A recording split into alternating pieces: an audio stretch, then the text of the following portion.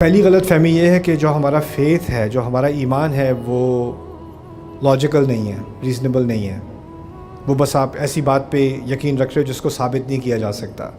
آپ کا کیا خیال ہے کہ اگر آپ موسیٰ علیہ السلام کے ساتھ کھڑے ہوتے اور وہ اپنی عصا کو گراتے اور وہ سانپ بن جاتی، تو آپ کہتے یہ تو بس بلائنڈ فیتھ ہے؟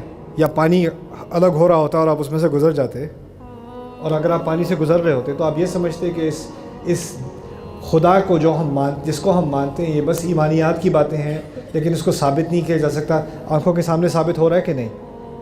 ہو رہا ہے نا۔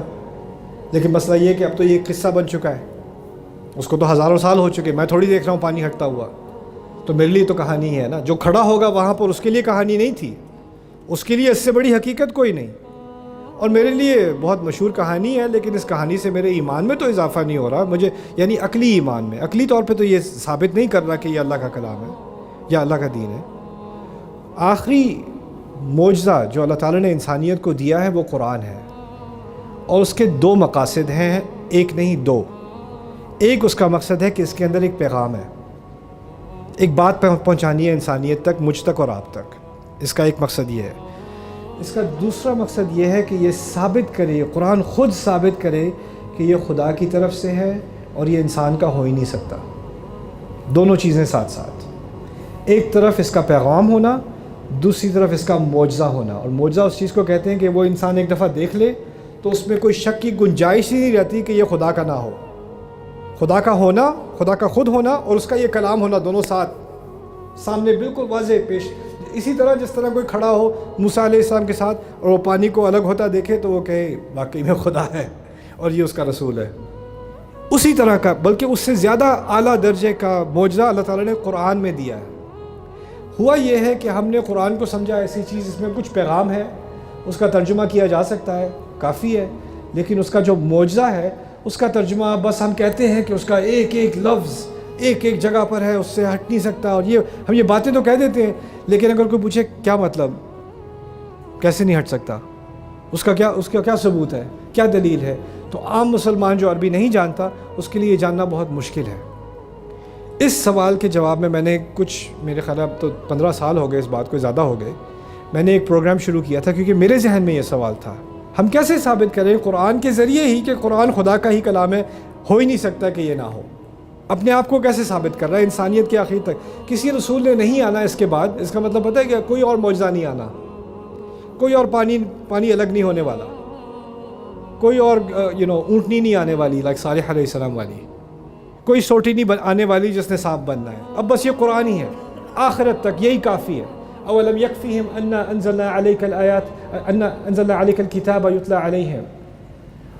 مشرکون نے کہا ان پر کوئی معجزہ کیوں نہیں آتا؟ سورۃ العنکبوت میں پوچھا اگر یہ واقعی رسول ہے، سارے رسولوں کی کہانیاں سناتے ہیں، ان پر کوئی معجزہ کیوں نہیں آتا؟ قرآن نے کہا ان کے لیے کافی نہیں ہے کہ ان پر یہ کتاب نازل کی جا رہی ہے۔ یہ کتاب قرآن نے خود اس بات کا دعویٰ کر دیا کہ قرآن خود ایک معجزہ ہے جو ثابت ہوا عرب میں۔ آپ سوچو ذرا، یہ لوگ مرنے کو تیار تھے، یہ لوگ گھر بار چھوڑنے کو تیار تھے، کوئی چھوٹی بات ہے ایسا کچھ کرنا؟ یہ لوگ ایک انسان کو جو ان کے ساتھ 40 سال عمر اس نے گزاری ہے، اس کو ایک دم ماننے کو تیار ہیں کہ اس کے منہ سے جو الفاظ نکلتے ہیں اس کے ہیں ہی نہیں، یہ خدا رب کے کلمات ہیں، اور یہ ایک اندیکھے فرشتے کے ذریعے اس تک آتے ہیں۔ یہ کوئی آسان چیز ہے ماننا؟ اس کو ماننے کے لیے بہت زبردست قسم کی دلیل، ایویڈنس کی ضرورت ہوتی ہے۔ آپ لوگ سائنس کے اسٹوڈنٹس ہو، جب تک آپ کے پاس ایویڈنس بیسڈ کوئی چیز نہ ہو تو آپ اس کو نہیں مان سکتے، آپ کا ذہن قبول نہیں کرتا۔ اللہ تعالیٰ نے انسان کا ذہن ہی ایسا بنایا ہے کہ اگر کوئی چیز ثبوت کے بغیر پیش کی جائے تو انسان اس کو قبول نہیں کرتا، وہ کم عقلی کی دلیل ہوتی ہے۔ تو پہلی بات میں یہ کہنا چاہوں گا کہ جو آپ کہہ رہی ہیں نا فیتھ کیا ہوتا ہے، فیتھ اور مذاہب میں ہوتا ہے کہ عقل کا دروازہ بند کرو اور بس مان لو۔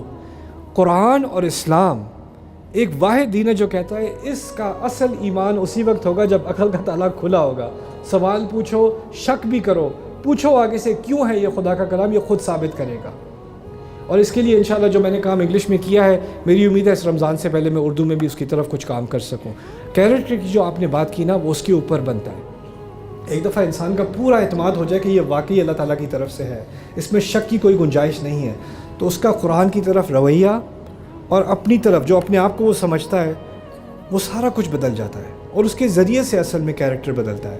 اصل چیز ہوتی ہے صحیح والا ایمان، دل والا اور عقل والا۔ ایمان صرف دل کی چیز نہیں ہے اور صرف عقل کی چیز نہیں ہے، یہ دونوں کو اٹیک کرتی ہے۔ اور ایک دفعہ وہ والا ایمان آ جائے تو اس کی بنیاد پر ایک کیریکٹر تیار ہوتا ہے، اور انشاءاللہ تعالی میری امید ہے کہ ہم آنے والی جنریشنز میں اس کیریکٹر کو تیار کر سکیں گے۔ آج میں نے بات کی تھی کہ آنے والی جنریشن کس چیز میں پڑ گئی؟ شک میں پڑ گئی نا، اور قرآن کا معجزہ کیا کرے گا؟ اس شک کو برباد کر دے گا، ایمان کو واپس، یقین کو واپس لے آئے گا۔ اللہ تعالی ہماری قوم کو یہ توفیق دے کہ ایمان اسی طرح واپس آئے جس طرح پہلے والوں پر واپس آیا تھا۔